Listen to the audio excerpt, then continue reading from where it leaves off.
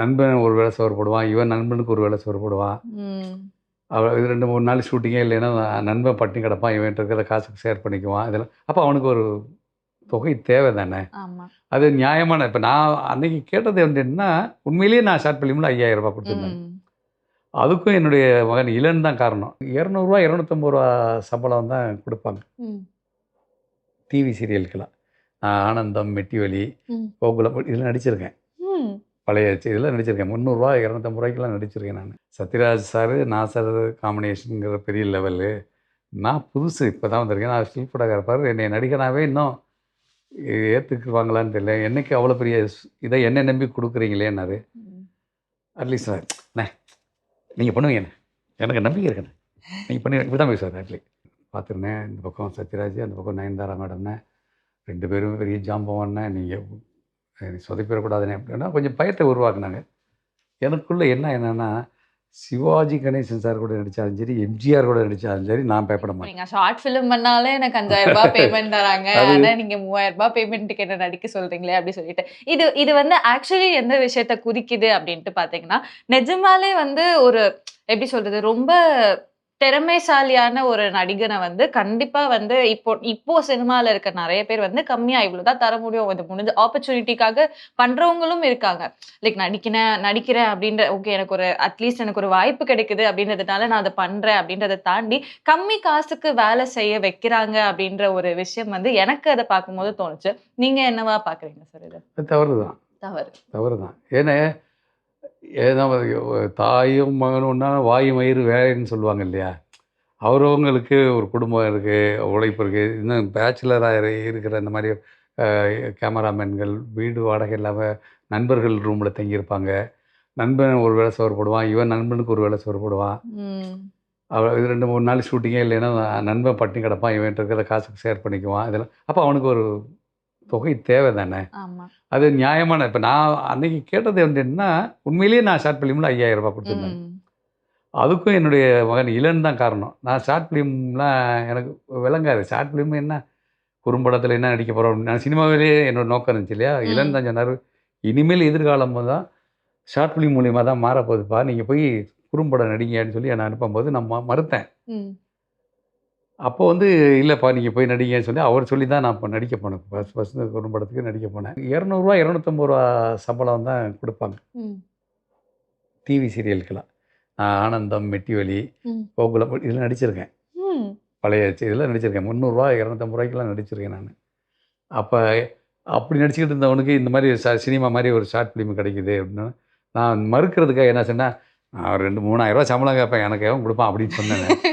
உண்மையில் அதை மறுக்கணும். என் பையன்கிட்ட வந்து அவன் தரணும்னு சொல்லிட்டான். அந்த பையன் தரணும்னு சொன்னோடனே எனக்கு என்ன இது சும்மா இந்த மாதிரி சொல்லுவேன், எரியும் கல்லில் மரத்தில் மாங்காய் அப்படிதான் மாங்காய் போனால் கல் இல்லை அப்படித்தான். இப்படி ரொம்ப ஃபேமஸான ஒரு நடிகரா வந்து ஷார்ட் ஃபிலிம்ஸ்ல நீங்க பயணம் செஞ்சுட்டு இருந்தாலும் ஒரு திரைப்படத்துக்கான முதல் வாய்ப்பு எங்க இருந்து உங்களுக்கு கிடைச்சது சார்? நடிகனா ஒரு சப்போர்ட்டிங் ஆர்டிஸ்டா ஒரு கேரக்டர் ரோல் பண்றதுக்கான வாய்ப்பு. அதுக்கு என்னுடைய தர்மம்னு short film, Mandela Ashwin Mandela, அந்த ஷார்ட் ஃபிலிம் நடித்தா தேசிய விருதெல்லாம் வாங்கிட்டு வந்த பின்னாடி எனக்குள்ளே பெருமை இருந்துச்சு. நம்ம சினிமா நடிச்சிருந்தா கூட தேசிய விருது நடிகனாக இருக்க முடியாது. இப்போ நான் அந்த அந்த அந்த ஷார்ட் ஃபிலிம் ஹீரோ நான் தானே, அந்த டிராஃபிக் போலீஸ் தான் ஹீரோ. அப்போ நம்ம அந்தளவுக்கு வந்துட்டோம்னு நினைக்கும்போது சினிமா வாய்ப்புகள் தேடிக்கிட்டு இருக்கும்போது பாக்கியராஜ் ரெமோ படம் எடுத்தார் இல்லையா, அவர் வந்து என்னுடைய இந்த ஷார்ட் ஃபிலிம் வந்து அட்லி தம்பிகிட்ட போய் போட்டு காட்டியிருக்காரு. போட்டு காட்டினோன்னே அவர் வந்து இவரை கூட்டிகிட்டு வா அப்படி சொல்லிட்டாரு. பாக்கியராஜ் என்னை கூப்பிட்டு போனார். நான் போனேன். போகும்போது எனக்கு காஸ்டியூம்லாம் போட்டு அந்த இன்ஸ்பெக்டர் ட்ரெஸ்லாம் போட்டு எடுத்து பார்த்தாங்க. அதெல்லாம் ஓகே ஆகிடுச்சு. ஸ்டில் எடுத்தாங்க. அப்போ எனக்குள்ளேயே சந்தோஷம், நான் எத்தனையோ நடிகர்களை ஸ்டில் எடுத்தேன், என்னை நடிகனாக இன்றைக்கி ஒருத்தர் ஸ்டில் எடுத்துக்கிட்டு இருக்காரு, அப்படி ஒரு சந்தோஷம் இருந்துச்சு. அங்கேயே நீங்கள் வந்து ஒரு சக்ஸஸ்ஃபுல்லான ஆக்டர் ஆகிட்டீங்க சார். அப்போ அது பண்ணும்போது அவர் உட்கார கதை சொல்லும்போது எனக்கு இந்த கேரக்டரு ஆக்சுவலாக நாங்கள் நாசர் சார் பேசியிருக்கோம், திடீர்னு உங்கள் இந்த இதை பார்த்தோன்னே நாங்கள் உங்களை போடலான்னு முடிவு பண்ணோன்னே நான் சொன்னேன், தம்பி நல்லா யோசனை பண்ணிக்கோங்க, சத்யராஜ் சார் நாசர் காம்பினேஷனுங்கிற பெரிய லெவலு, நான் புதுசு இப்போ தான் வந்திருக்கேன், நான் ஸ்டில் ஃபோட்டோகிராஃபர், என்னை நடிகனாகவே இன்னும் ஏற்றுக்குவாங்களான்னு தெரியல, என்னைக்கு அவ்வளோ பெரிய இதை என்னை நம்பி கொடுக்குறீங்களேன்னாரு. அட்லீஸ்ட் சார் நீங்கள் பண்ணுவீங்கண்ணே, எனக்கு நம்பிக்கை இருக்குண்ணே, நீங்கள் பண்ணி இப்படி தான் பேசுவார். ஆக்சுவலி நீ பண்ண நம்பிக்கை இருக்கணே, அதனால் தைரியம் நீங்கள் பண்ணுங்கண்ணே அப்படின்னாரு. தம்பி நீங்கள் சொன்னால் நம்ம பண்ணிடுவோம். அதே மாதிரி பார்த்தீங்கன்னா ஒர்க் ஷாப் வச்சாங்க. ஒரு 4-5 நாள் போய் டைலாக் பேசுகிறது எல்லாம் பண்ணுறது எல்லாம் பண்ணிகிட்டு இருந்தேன். அவங்க கொஞ்சம் பயமுறுத்துதலோட நடத்துனாங்க. அண்ணே வந்து பார்த்துருந்தேன், இந்த பக்கம் சத்யராஜ், அந்த பக்கம் நயன்தாரா மேடம்னே 2 பேரும் பெரிய ஜாம்பவான்னே, நீங்கள் சொதப்பிடக்கூடாதுண்ணே அப்படின்னா கொஞ்சம் பயத்தை உருவாக்குனாங்க. எனக்குள்ளே என்னென்னா சிவாஜி கணேசன் சார் கூட நடித்தாலும் சரி, எம்ஜிஆர் கூட நடித்தாலும் சரி, நான் பயப்பட மாட்டேன். அது சின்ன வயசில் எனக்குள்ள ஒரு எம்ஜிஆர் கூட நடிக்க வேண்டிய வாய்ப்பு கிடைச்சி நடித்தாலும் சரி, சிவாஜி கணேசன் ஐயா கூட நடிக்கிறதாலும் நான் பயப்படக்கூடாதுன்னு ஒரு கான்ஃபிடென்ஸ். நான் பயப்பட மாட்டேங்க, நான் பண்ணிடுறேன் அப்படி சொல்லியிருந்தேன். அதே மாதிரி வந்து அந்த டைலாக் பேசி வரும்போது ரோட்லையெல்லாம் நான் அந்த டைலாக் பேசிட்டு தெரிஞ்சேன். சேகரம்பூரி திட்ட வரும்போது இந்த சிக்னல் பிரிட்ஜ் ஏறி இறங்கி ஒரு சிக்னல் இருக்கும், அங்கே வந்து நான் பேசியிருக்கேன்.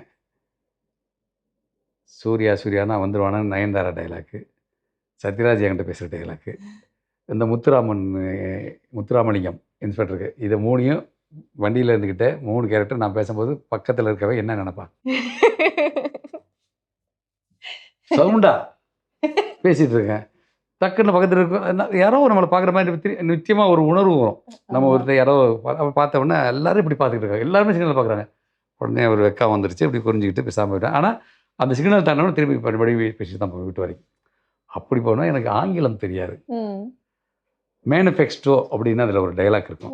நான் டைரக்டர் சொன்னேன், எல்லா டைலாக்கும் தமிழில் இருக்குப்பா, இந்த மேனிஃபெக்ஸ்டோங்கிறதுக்கு எனக்கு அர்த்தமும் தெரியாது. இன்றைக்கி வரைக்கும் மேனிஃபெக்ஸ்டோக்கு அர்த்தம் தெரியாது. மேனிஃபெக்ஸ்டோனா அட்டவணை அப்படிங்கிறது தெரியாது. தமிழில் என்னன்னு சொல்லிடுவோம். இல்லைண்ணே, அது மேனிஃபெக்ஸ்டோட தான் சொல்லி ஆகணும், அதெல்லாம் நீங்கள் சொல்லுவீங்கண்ணே அப்படின்னு சொல்லி பூஸ்ட் பண்ணிட்டாரு. இப்போ அந்த சீன் எடுக்கும்போது அந்த டோர் திறக்கிறான்ல, நான் தான் திறக்கிறேன், வெளியே யார் நிற்கிறா, இந்தம்மா நிற்பாங்க, நயன்தாரா. அந்த சீன் தான் சொல்ல வரேன். இந்த உதவியாளர் இருக்கிற அசோசியேட் டைரக்டரை அந்த டோருக்குள்ளே மறைச்சி வச்சுக்கிட்டேன், அங்கே நின்றுக்குங்க. ஸோ கேமரா அங்கே இருக்கும்போது என் ஃபேஸ் இங்கே இருந்தால் அங்கே நீங்கள் தெரிய மாட்டேங்க. நான் டைலாக் பேசிட்டே வர்றேன், மேனுஃபெக்ஸ்டோன்னு வரும்போது கரெக்டாக எடுத்து கொடுத்துருங்க அப்படின்னு சொல்லியிருந்தேன்.